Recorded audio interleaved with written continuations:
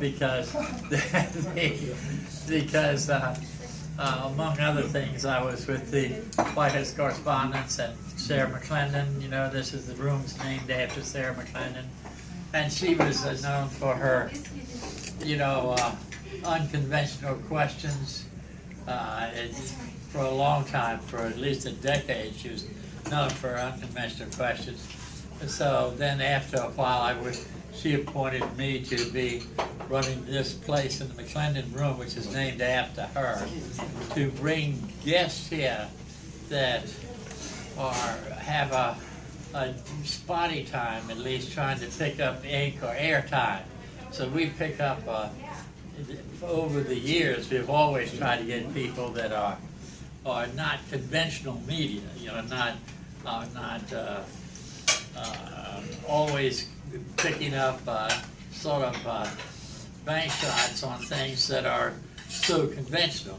So we have a lot of people. We've had presidential candidates here. Most of it, as you can see, is a little private because, you know, it's up here and it's off the main press club circuit. But we are very proud of the fact over the last 25 or 30 years that we've been doing this, and we've gotten a lot of very interesting people that have had the hard time to get up in. Barry was here before, and it was very, very enthusiastically received because of all the work he does, and not just on anthrax, but a lot of other things where he has an appropriate disrespect for the conventional reports, and that has been sort of what we do. We try to be polite, but the fact of the matter is so many things that have become conventional wisdom actually do not correspond with even structured intellectual thought. It's getting worse. It's getting worse. So anyway, I won't take up any more time. You have his background, and welcome Barry with once again. Thank you very much, Mr. Hurley, for organizing this. You too, Deanna. Thank you for helping with the organizing of this. Okay, so I guess everybody at the table knows that the subject, at least we're going to start off with, has to do with the so-called 28 pages. There are probably folks here who don't know what the 28 pages is. So let's go over it.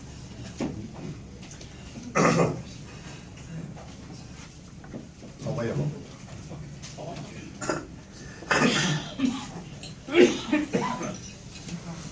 The 28 pages comes out of a report by the Joint Intelligence Committees of Congress regarding the investigation by these joint committees of 9/11. Oh my gosh. When I want a prop, I'll say so. I'm sorry, I'm not trying to be a smart aleck. I mean, here it is. It's 860 pages, except, well, this is only part of it, because it's longer than this. This is volume 1, I'm noticing. And there are, you know, huge tracts in there that are unclassified. But there are 28 pages in this. I'll say it again now. Results of investigation into 9/11 by the Joint Intelligence Committee. House Intelligence Committee, Senate Intelligence Committee. First time the Intelligence Committees had ever been brought together in an investigation. 28 pages in this report. They aren't what you call redacted. They are what, for example, one of the congressmen called excised. That means all 28 pages, the entire chapter is gone, except for an introduction, which we'll make reference to at some point. Now, this is what I'm starting to realize.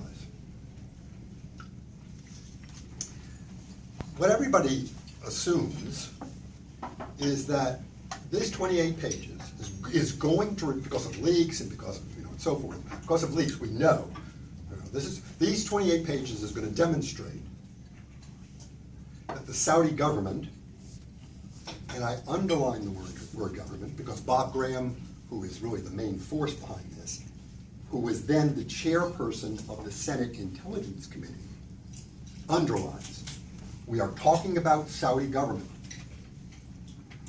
But the Saudi government financed, contributed to the finance of 9/11. Graham refers to Saudi Arabia as a co-conspirator.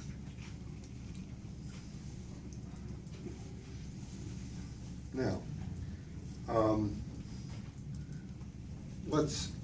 what I've discovered is that that profound fact is in the unclassified portion. It's in the unclassified portion. They're not really telling us what's in the 28 pages.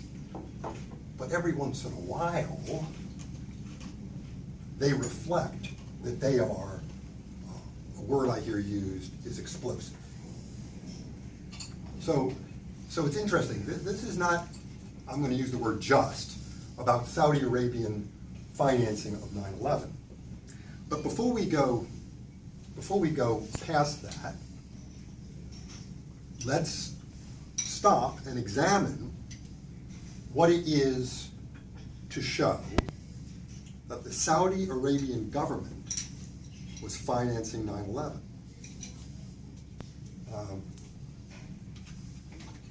What is that? What are the implications of that? What does that mean? Well, when you put it together with, one might say, the most important aspect of this, you get a quick view of really what 9/11 is. Because the Saudi Arabians government directly involved in this, that fact has been covered up very deliberately. And when I use the word covered up, I'm talking, this is Bob Graham language. This is Senator Bob Graham's language. This is a cover-up. Covered up by the Bush administration right from the outset.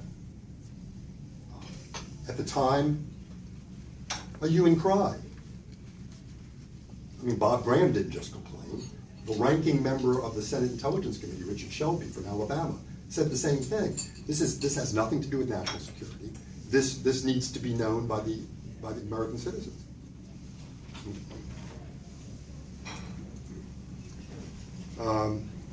46 senators signed a letter addressed to President Bush demanding the release of these 28 pages. That was in 2003.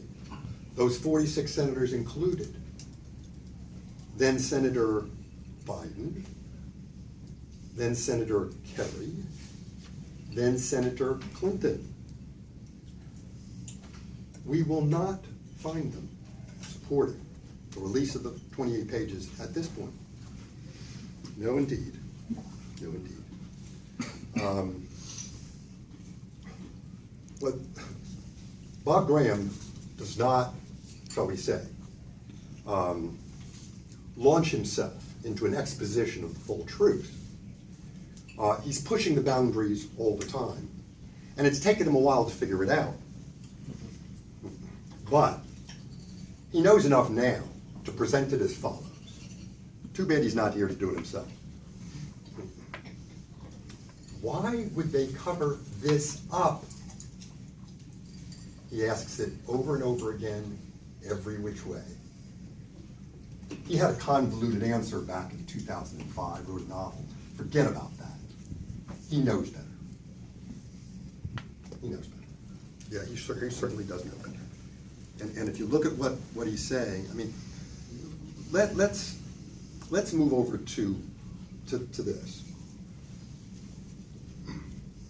We have 46 senators in 2003, and then attention obviously was waylaid.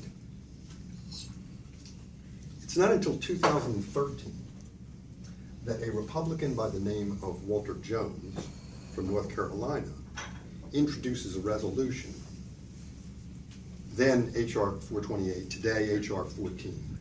It urges the president to declassify.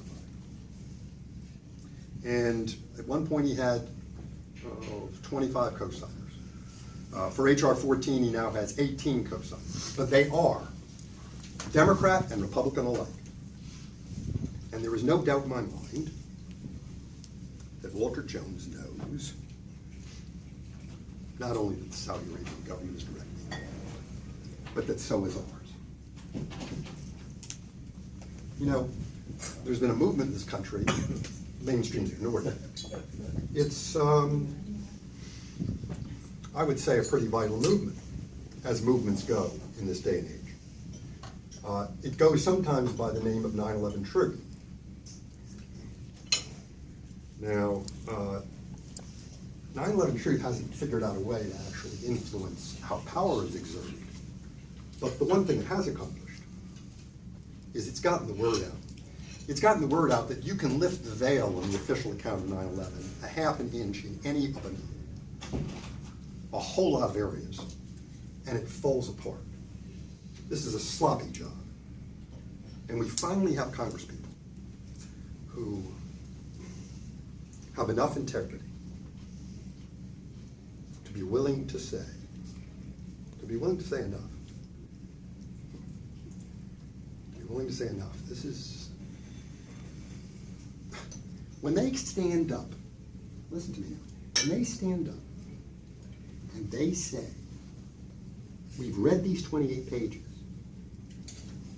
and this would be valuable to our national security, Republican congressman from Kentucky says it contains the best information we have for avoiding a 9/11, the next 9/11. That's Tom Massey, Republican from Kentucky. When they say that, and then in the next breath say, this has been covered up by not only the Bush administration, but now, of course, by the Obama administration.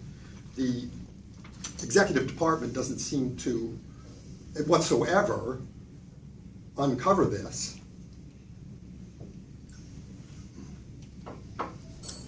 We're looking at a force that acts regardless of political party. And it is covering up,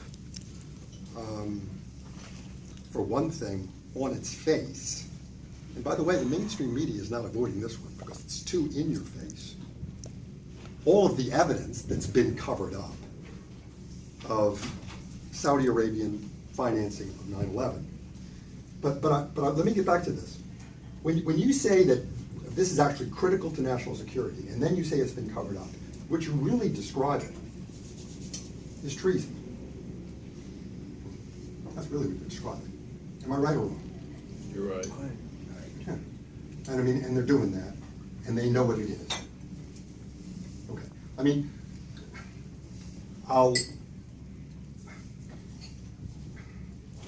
it comes out during the June 2 press conference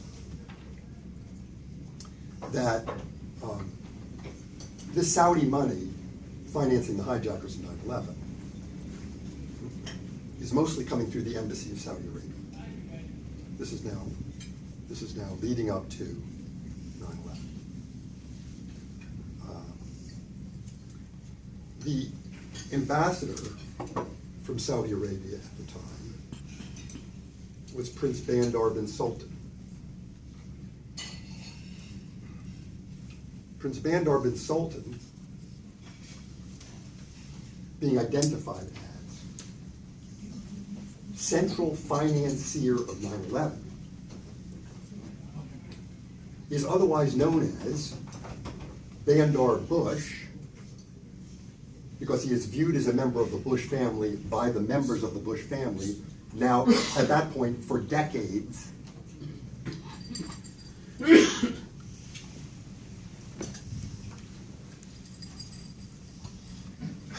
Look,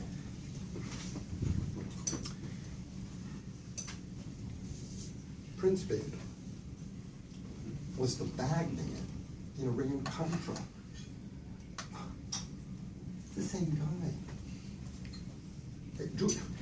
Does everybody remember Iran-Contra? Oh, yes. I mean, it's the occasion for the coining of the phrase shadow government. George H.W. Bush's control of it is unmistakable. What were we just talking about with the Contras? Vandar Bush. Pardon me? Vandar Bush. Well, yeah, but Vandar Bush is the one, as a part of this Iran-Contra proceeding. He's literally the one who is moving money to the Contras and arms to Iran. That's literally his role. He admits it. Okay, now, am I putting two and two together here or not? I'm asking the folks who are assembled here. Sounds like it. No, and see, I mean, this fact about Vandar Bush, I mean, it was spoken at the press conference. I'm kind of we're in the National Press Club, so I have to describe how Bloomberg News reported on the June 2 press conference. The subtitle was, "Conspiracy Theorists Crash Rand Paul's Big Announcement." You know, the big announcement of introducing declassification of 28 pages. And really, this conspiracy theorist label that is supposed to, of course, immediately demonstrate absence of credibility is about the fact that a chief financier of 9/11 is, for the want of slightly oversimplifying, a member of the Bush crime family. Now, and they know it, and they know they are stepping out on a limb, and that the label conspiracy theory is still, because of a conspiracy in mass media, a knockout. But they come close. Now, I want to say a little more, because I feel like the detective here a little bit. After all, that's my job. You invited me to talk about this. So I'm looking at this as closely as I can. This is what I'm seeing. I'll repeat, the unclassified parts already tell us about the Saudi Arabian financing, and they mention Prince Vandar by name. So what else is there here? And I'm listening. Now this is what comes out of Jones' mouth at one point and Graham's mouth at another. Okay? We're not talking about just one foreign government. We're talking about foreign governments. Plural a bunch of times. And we're also talking about, and they say it, domestic agencies. Now that could mean any of a number of things, but one thing they are very clear about, this is how Graham puts it. The FBI has not just been covering up. It has been on this particular area of things that we're talking about, financing 9/11. It has not just been covering up. It has been engaging in very deliberate distortion and very deliberate distortion. What was the word? Fabrication. What are those words he used? That's what he says the FBI is up to in this.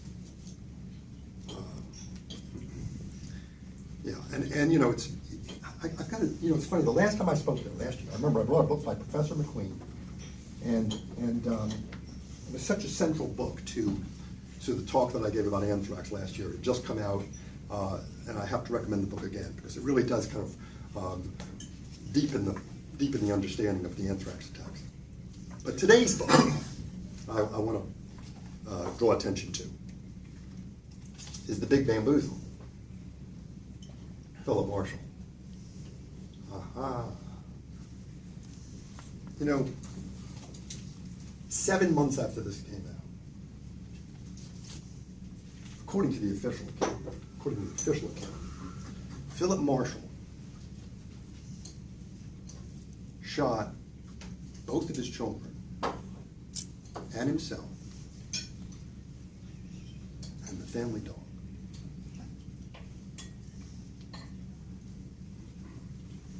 No, he didn't. Allegedly shot. Well, look, yes, allegedly shot. In fact, let me put it this way. I was at the presentation that Wayne Madsen gave in this room about the week he spent in Calaveras County analyzing the Philip Marshall case.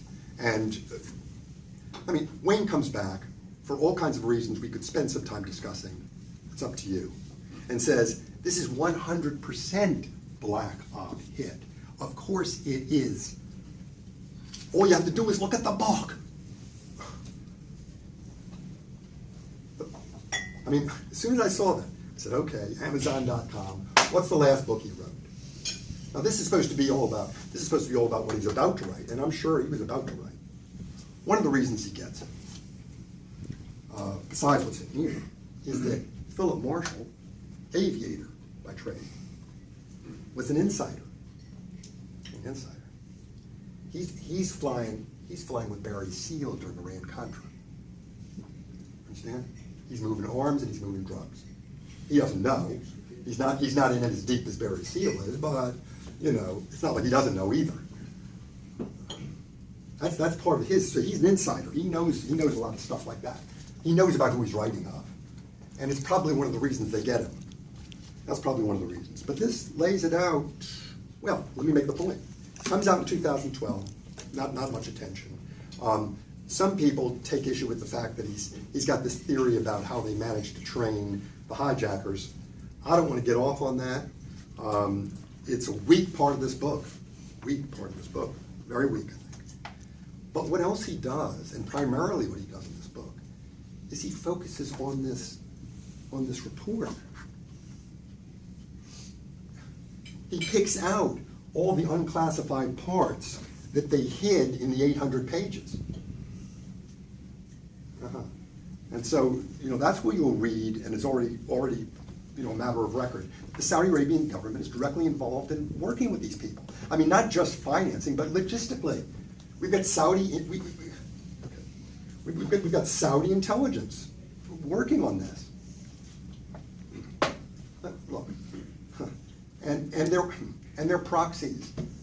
All right. So I'll tell you what. I want to pause for the call for a moment. You know, last time I was here, I began by saying, I would like to be interrupted with a question, as long as everybody accepts that I get to do with the question as I please. If I want to hear it at the end, fine. But if I take a step that you're not comfortable with, then probably the question is not just occurring to you, and so I want to deal with it when it happens. I think it's better to do it that way. So let me just pause now for a second. Any questions right now about what I'm trying to lay out here? When 9/11 happened, Bush ended up sending a group of bin Ladens back to Saudi Arabia in a special plane. What was that all about? Oh, that's such a cool question. That is such a cool question. Did everybody hear that? Oh God, that just gives you a glimpse of just how friggin' obvious this all is. Yes. Well, see, the point that you didn't include dovetails precisely with what I just described, because literally what happens, and this is, by the way, in the New York Post, in New York in 2013, they decided to take a look at this. I mean, the airspace was closed. The decision to allow only these Saudi royals and members of the bin Laden family was procured, we are told, by Prince Bandar.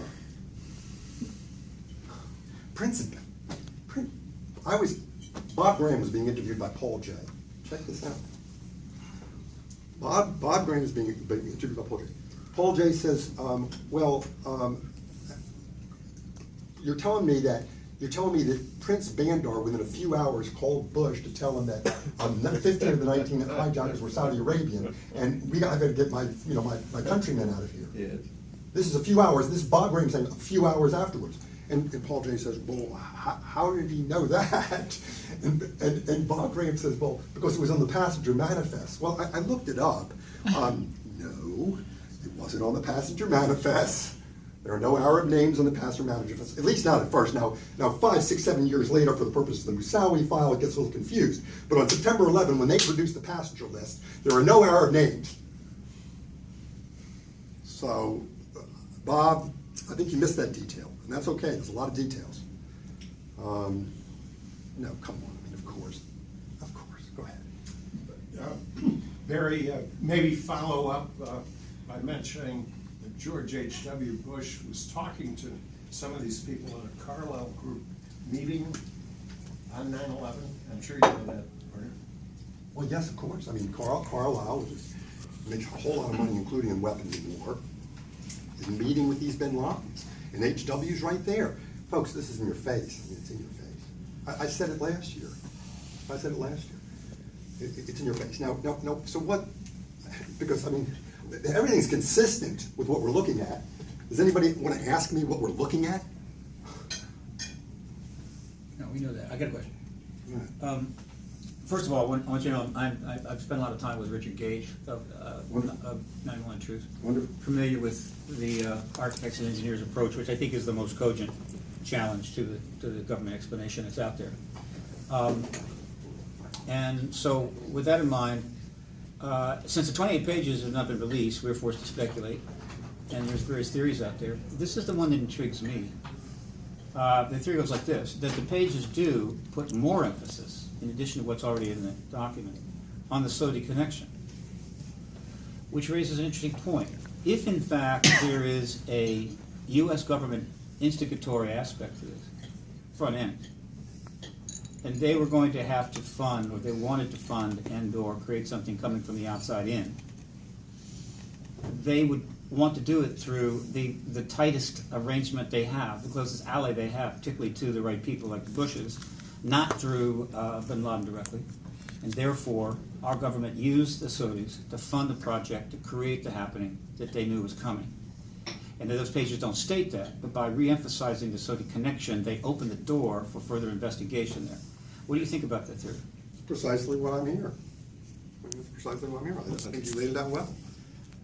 So you feel that our government, through probably Cheney's office rather than Bush's, had an instigation aspect to this and helped create the event itself? Look, I'll tell you what. It crosses my mind as I'm preparing for this. This is not a 9/11 truth event. No, not quite. Not quite. No, this is a 28 pages event. Okay? 28 pages event. And I want to submit this if I don't submit anything else, the rest of the evening. I want to submit this if I don't submit anything else the rest of the evening. This legislation in Congress is a unique opportunity to open the door. Right? Are we going to walk through the door? That's a whole other struggle. But I'll say it again. This is a step towards opening the door. And I hazard to add a unique one, and one that we may never have again. It is in fact, should be perfectly obvious. 9/11 is 14 years ago. Plenty of people think it's passé.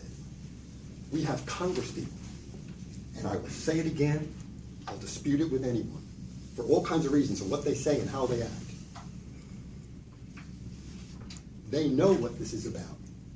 This is about challenging a system now that is just too out of control, crazy, destructive, not to cop to. Now, look, don't you see, one of the things, Tom Massey says it when he says, well, the reason I'm coming back to 20, the reason I am now back to interested in the 28 pages is because we're about to start a third war supposedly in order to avoid another 9/11.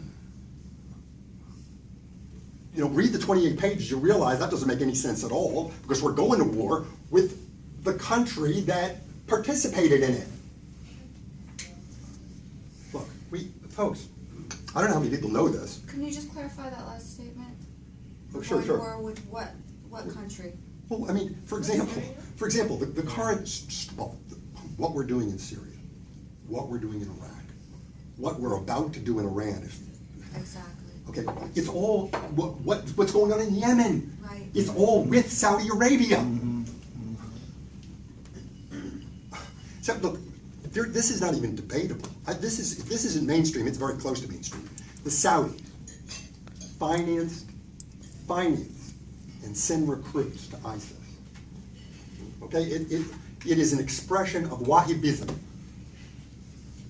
which is the Saudi brand of radical Islam. And they've been doing it consistently. And what people have to wake up to is they've been doing it in cooperation with us.